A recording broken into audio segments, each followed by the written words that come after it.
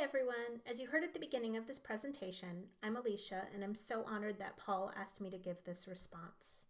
I wanted to start by talking about what is, in my view, the most important theoretical point from Paul's work, and it's this. Writers do not write alone and they do not learn to write alone.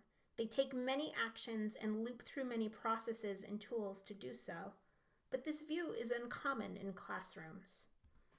In many schools, teachers are students' only meaningful readers, and they only see and evaluate final drafts.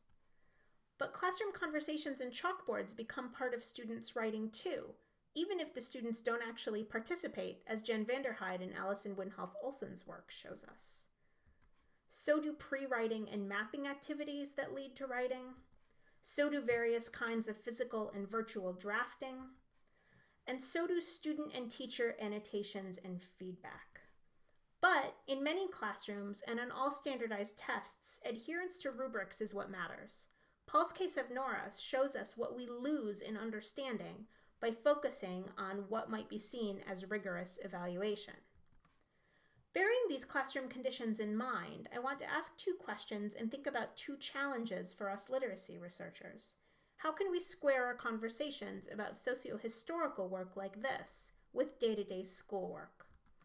The first question is, when it's typical for schools and standards to see language and disciplines in structuralist ways, how do we respond?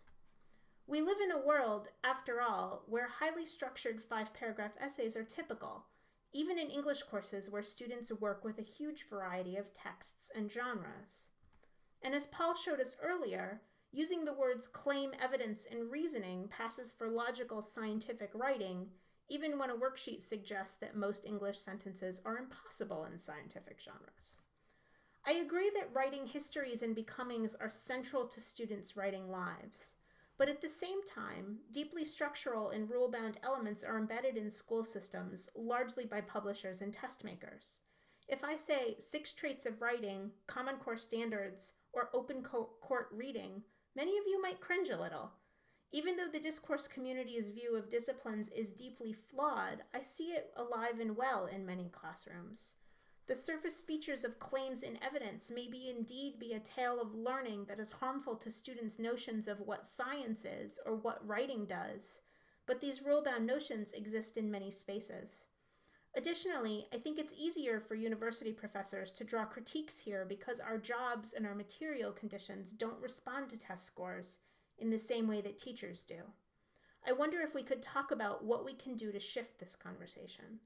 Through our contact with schools and our courses with pre-service teachers, how can we talk about the messy and multiple processes of writing, communication, and disciplinarity? My second question is this. If emotions and identities are critical to writing and disciplinary development, how can we work to build more qualitative models of affective traits like motivation and interest?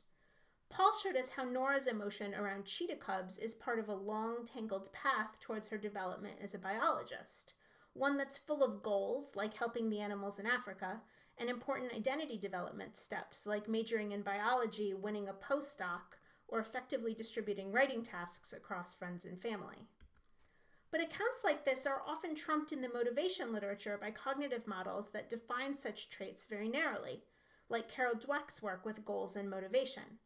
There's little space in a quantitative study that aims for generalizability to understand why one student struggles happily and productively with science reports, perhaps so she can help the animals like grade school Nora, or why another student is terrified of trigonometry, because she struggles with math but still wants to identify herself as a good student, like high school me.